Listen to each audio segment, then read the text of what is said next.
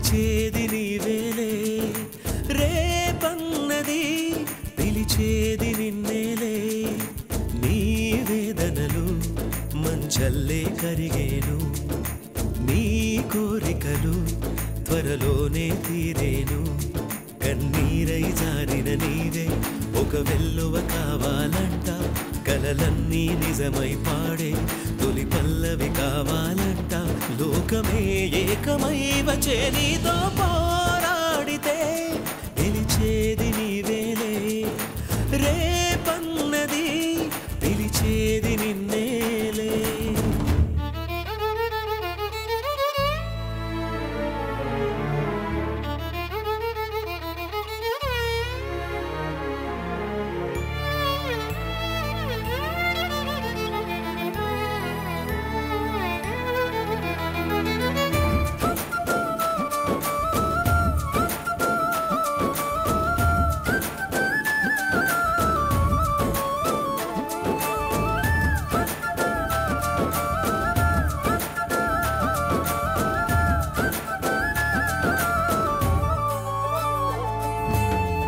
మగువన్నది వజ్రాయుధం కొండల్ని పిండే చేస్తుంది మగువన్నది ఆగని రథం ఆపదల అంతే చూస్తుంది మగువన్నది చిరుదివ్వెల చీకటిని చీల్చుకు వస్తుంది మగువన్నది ఒక గువ్వల నింగికే నిచ్చెన వేస్తుంది మగువకు తెగువే ఉంటే కానిది ఏముంది మగువకు కృషి తోడైతే లేనిది ఏముంది విధి మారగా కథ మారగా కదులు కదులు కథనం వరకు పోరాడితే గెలిచేది నీవేలే ఓ రేపన్నది పిలిచేది నిన్నేలే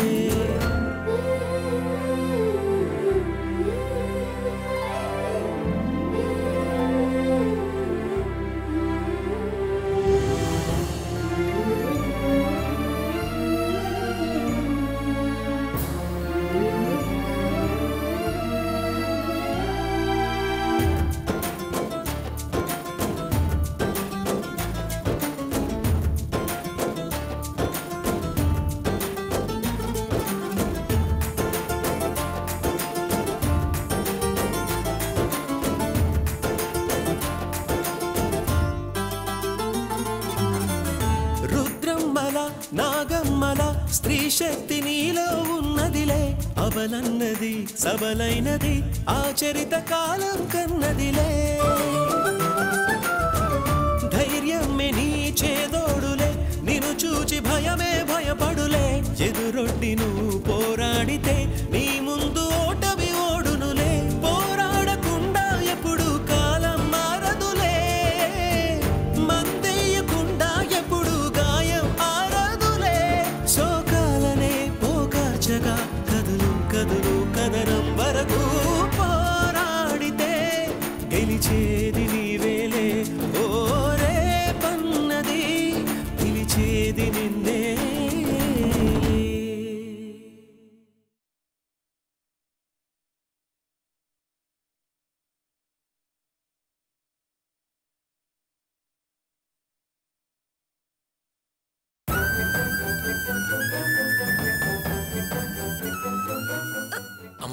నువ్వు ఏడోకమ్మా అమ్మా అమ్మా నాన్నకి ఎలా ఉందమ్మా హార్ట్ అటాక్ అంటున్నా అయ్యో అయ్యో అయ్యో హార్ట్ అటాకా ఒరే రామ్మూర్తి ఏంట్రా నీకు హార్ట్ అటాక్ రావడం ఏంట్రా మళ్ళీ ఎందుకు వచ్చావే నిన్ను రావద్దని చెప్పాను కదా అంటే ఒకవేళ ఆయన ప్రాణాలతో బతుకుంటే ఏకంగా చంపేద్దామని వచ్చావా అమ్మా నాన్న ఆరోగ్యం బాగోపోతే దానికి అక్కేం చేస్తుందమ్మా నీకేం తెలుసని మాట్లాడుతున్నావే ఆయన ఇప్పుడు ఈ పరిస్థితిలో ఉండడానికి కారణం ఇదేనే ఆయన ప్రాణాలు కాపాడుకుందామని ఇక్కడికి తీసుకొస్తే వెనకాల తగలబడింది అంటే గండాన్ని వెనక తెచ్చుకున్నట్టే కదా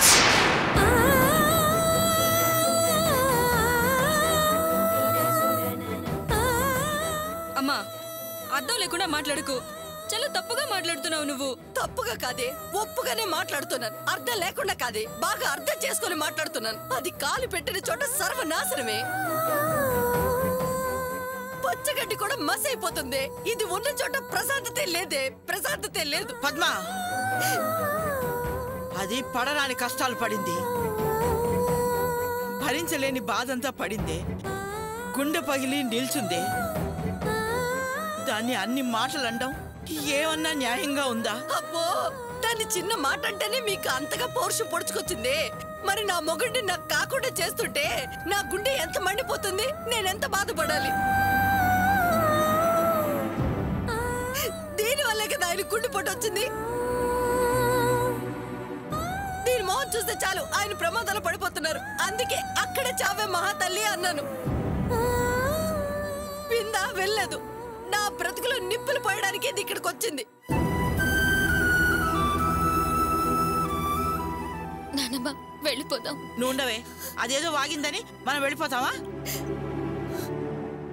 వద్దు నానమ్మ, నిన్ను చెప్పేది కరెక్టే. నేను నష్ట జాతకురాలే. నేనెక్కడ కాలు మోపితే అక్కడ కష్టాలు అడుగు పెడతాయి. నేను చేయబట్టే నాన్నకిలా జరిగింది. నాన్న మళ్ళీ నా మొహం చూస్తే ఏదైనా జరగరాని జరిగితే వద్దు నానమ్మ, నాన్న బాగుండాలి అంతే. నాన్న మొహం చూసుకునే అదృష్టం నాకు లేదు. అందుకే వెళ్దాం పద నానమ్మ. అది అసలు విషయం నీ మనవరాలే ఒప్పుకుంది కదా. ఇంట్లో ఒక దరిద్రం ఉంటేనే భరించడం కష్టం, అలాంటిది అష్టదరిద్రాలు వెంటేసుకు పుట్టిన దీని భరించడం ఎవరి వల్ల కాదు. నాకు నా మొగుడు ముఖ్యం. ముందు వెళ్ళండి ఇక్కడి నుంచి.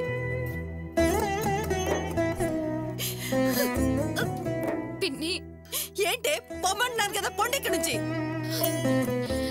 నువ్వే అవుతావే దాన్ని పొమ్మడానికి? కట్టుకున్న పెళ్ళంగా నీకెంత హక్కుందో కన్న తల్లిగా నాకు అంతే హక్కుంది. ఆహా, అంటే ఆ హక్కుతోనే ఆయన చంపి పారేద్దామని వచ్చారా? ఏయ్ ముదన సముదారా, నీ నోటికి అపశకుల మాటలు తప్ప మంచి మాటలు రావా? శ్రావణి, నువ్వెక్కడికమ్మా? నేను వెళ్తాను నాన్నమ్మ. కాసేపు ఇక్కడే ఉంటే పిన్ని నాన్ని మాటలతోనే చంపేస్తుంది. ఈవిడ మాటలు వింటుంటే నేను నాన్న మొహం చూడలేమో అని భయంగా ఉంది. నేను నాన్న మొహం చూసినా చూడకపోయినా నాన్న క్షేమంగా ఉంటే చాలు. ఉండు శ్రావణి, నువ్వు నాన్నని చూసినా చూడకపోయినా వాడు క్షేమంగా ఉన్నాడని తెలిసాకే మనం వెళదాం. రామ్మా.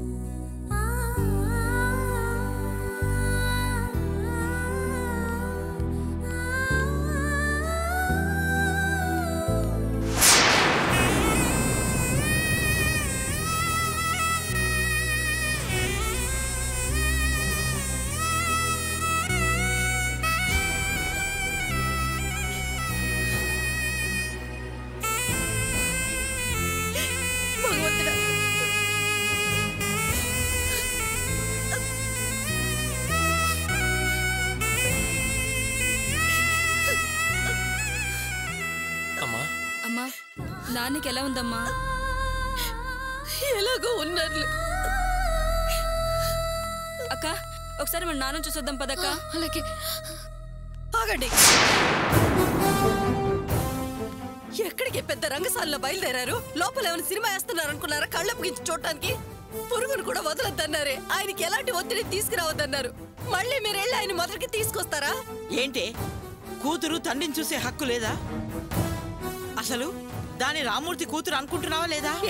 నీకు వయసు మీద పడ్డ కొద్దీ బుద్ధి చూపు జ్ఞానం అన్ని మందకిస్తున్నట్టున్నాయి. పెదో పాయింట్లన్నీ లాగి సొల్లు వగడంతా వాగుతున్నావు. నేను దాన్ని ఒక్కదాన్ని వెళ్ళొద్దన్నానా? లలితను కూడా వెళ్ళొద్దనేగా అన్నాను. వాళ్ళిద్దరినైనా వెళ్ళి చూడనివే. చిన్నపిల్లలు తల్లడిల్లిపోతున్నారే. ఏ ముసలి, చెప్పింది అర్థం చేసుకోవేంటి? అవతల ఆయన పరిస్థితి ప్రమాదకరంగా ఉంది. లోపలికి ఎవరిని పంపించకూడదు అంటున్నారు. ఇదేమి నా పైచి కాదు, డాక్టర్లు చెప్పింది చెప్తున్నాను. కూతుర్లని వాళ్ళని పంపిస్తే మరి నిన్ను? ఏ, నేనేమన్నా విషకీటకాన్నా? నేను వెళ్ళొద్దా? ఆ విషయం డాక్టర్లు అడుగు, పరీక్ష చేసి చెప్తారు. మేడం, డాక్టర్ గారు ఒకసారి మిమ్మల్ని రమ్మంటున్నారు.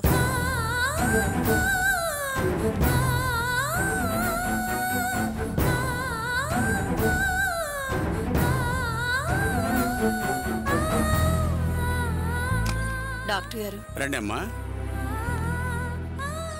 కూర్చోండి. పర్వాలేదు. నమస్తే డాక్టర్. మా నాన్నగారికి ఎలా ఉంది సార్? మీ నాన్నగారికి మైనర్ అటాక్ అనుకున్నాం కానీ సివియర్ అటాకే. కానీ ఫస్ట్ టైం కాబట్టి కాపాడగలిగాం. చాలా థ్యాంక్స్ డాక్టర్. ఆయన ఇంకా కోలుకోలేదు. ఐసీయూలో ఉంచడం బెటరు. వారికి ముందు యాంజియోగ్రామ్ చేస్తే కానీ హార్ట్ పొజిషన్ క్లియర్గా తెలియదు. ఆ రిజల్ట్ని బట్టి ఫర్దర్ ట్రీట్మెంట్కి ప్రొసీడ్ అవ్వచ్చు. మీ ఒపీనియన్ కోసం మిమ్మల్ని రమ్మన్నాను. మీకు ఏది మంచిది అనిపిస్తే అలాగే చేయండి డాక్టర్. అయితే ముందు 20,000 డిపాజిట్ చేయాలి. డాక్టర్, డబ్బు వెంటనే కట్టాలా? ఓ 10-11 గంటలకల్లా కడితే సరిపోతుంది. పర్వాలేదు, అప్పుడే కట్టండి. Okay doctor. మేము డబ్బు అరేంజ్ చేసుకుని వచ్చి తిరిగి మిమ్మల్ని కలుస్తాం. అలాగే అమ్మా, పదమ్మా. వస్తాం డాక్టర్.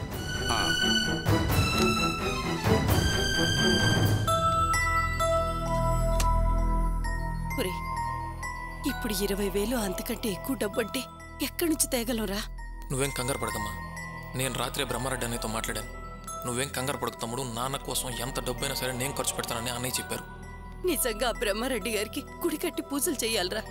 ఏ పరిచయం లేకుండానే అంత డబ్బు సహాయం చేస్తాను అన్నారంటే నిజంగానే ఆయన దేవుడురా.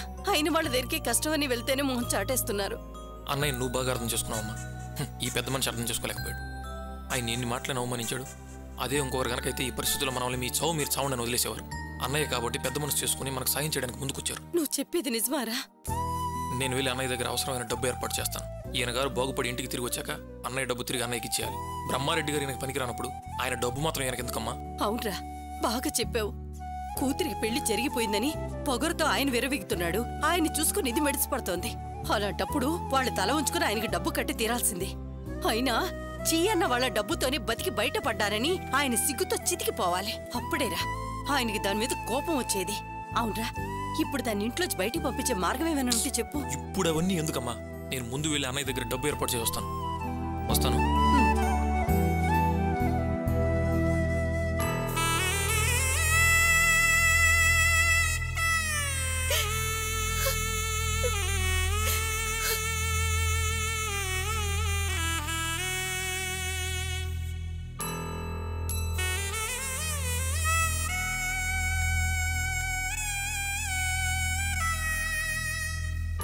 అమ్మా, డాక్టర్ గారు ఏమన్నారు?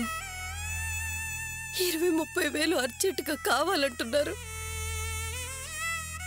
అంత డబ్బు ఎక్కడి నుంచి తేవాలో అర్థం కావడం లేదు. ఆయన్ని కాపాడుకోలేనేమోనని భయంగా ఉంది. ఏంటమ్మా నువ్వనేది? అవునే, ఏవో టెస్టులు చేయాలంట. టెస్టులు చేస్తే గానీ ట్రీట్మెంట్ చేయకూడదంట. ట్రీట్మెంట్ చేయకపోతే ఆయన బ్రతికే అవకాశమే లేదంట. మరి ఆ టెస్ట్లో చేయమని పోయావా? తెలిసి మాట్లాడుతున్నావా, తెలియక మాట్లాడుతున్నావా? కళ్ళజోడు తీసి కళ్ళు తుడుచుకున్నంత తేలిక చేయించలేకపోయావా అని అడుగుతున్నావు. నీ దగ్గర డబ్బుంటే తీసుకురా, చేయిస్తాను. భగవంతుడా, నా భర్తని ఎలా కాపాడుకోవాలో తెలియడం లేదే. లలిత, మీ నాన్న మనకు దక్కేటట్లేరే. డబ్బుంటే తీసుకొచ్చి 2-3 గంటల్లో కట్టండి, లేకపోతే వేరే హాస్పిటల్కి తీసుకెళ్ళిపోండి అంటున్నారు. అంత డబ్బు నేను ఎక్కడి నుంచి తీసుకురాగలను? అమ్మా, అన్నయ్యకి చెప్పి ఎవరైనా తెలిసిన వాళ్ళ దగ్గర తీసుకురమ్మని చెప్పొచ్చు కదమ్మా. అలా అంటావమ్మా పిచ్చి తల్లి? పిల్లో కాకి పిచ్చి సలహాలిస్తుంది చూడు. వాడొక చిన్న సన్యాసే, అన్ని తెలిసిన ఆరిందలే దిష్టి బొమ్మల్లో నిలబడి చూస్తున్నారు చూడు. పిచ్చి వెదవ, వాడెక్కడికని వెళ్తాడు, ఎవరినైనా అడుగుతాడు. అయినా వాడే మొత్తుమో వేసుకుని కూర్చోలేదే. వాడెళ్ళి వాడి ఫ్రెండ్స్ దగ్గర అడిగి తీసుకొస్తా అన్నాడు. పిల్ల సన్యాసులు వాళ్ళ దగ్గర ఎంత ఉంటుంది? 1000-2000. అది ఏ మూలకి వస్తుందని? అయ్యో దేవుడా, నా భర్తను ఎట్లా కాపాడుకోవాలి స్వామి?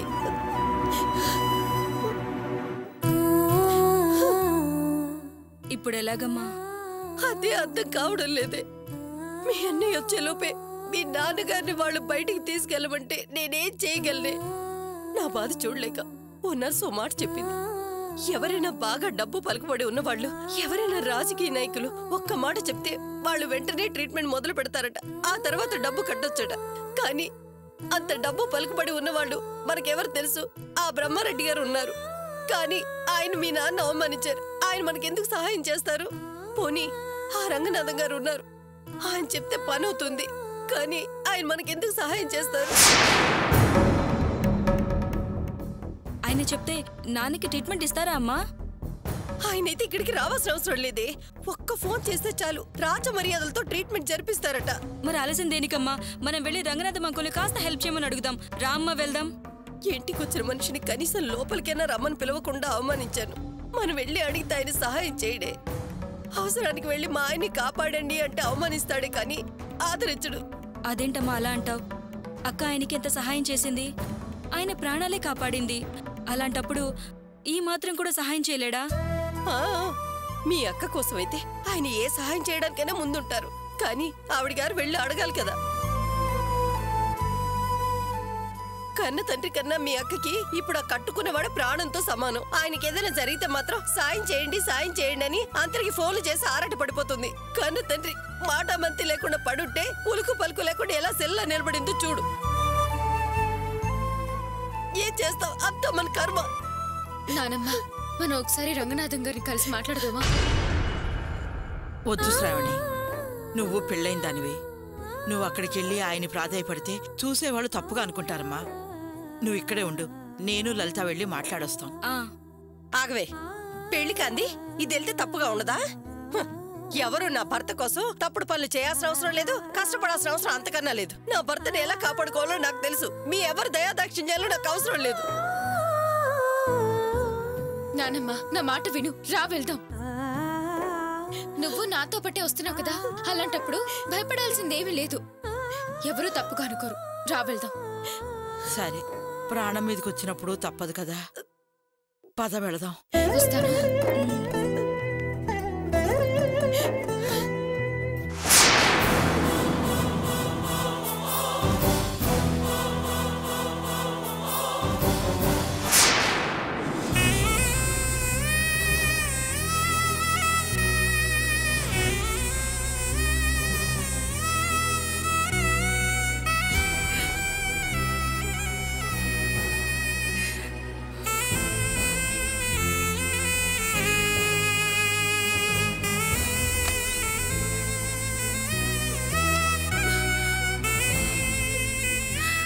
డాక్టర్ గారు, మా అబ్బాయికి ఇప్పుడు ఎలా ఉందండి? ఆపరేషన్ సక్సెస్ఫుల్ గా జరిగిందమ్మా.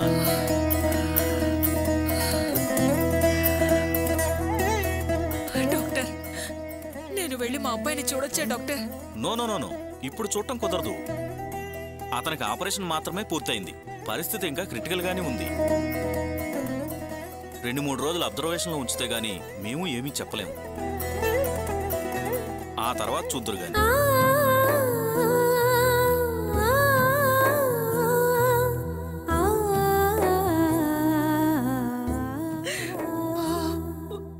అయ్యో, ఎందుకక్క ఏడుస్తావు? సుబ్రహ్మణ్యానికి ఏం కాదు, నువ్వు ధైర్యంగా ఉండు.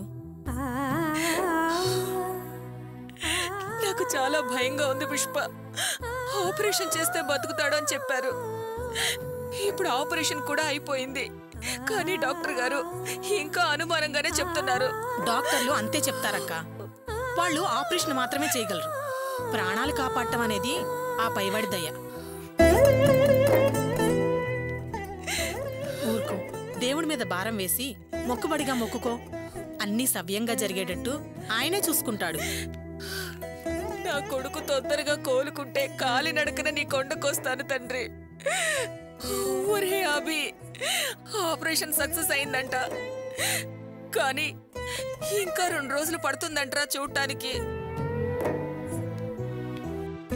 ఏమండి, ఇక్కడ సుబ్రహ్మణ్యం గారు మదర్ ఎవరు? నేనేనమ్మా. ఎందుకు?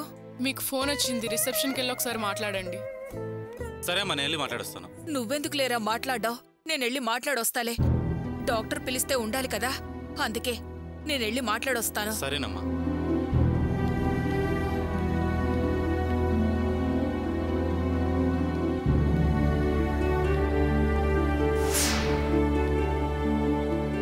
ఏమ్మా, నాకు ఫోన్ వచ్చిందని చెప్పారు. ఇదిగో మాట్లాడండి.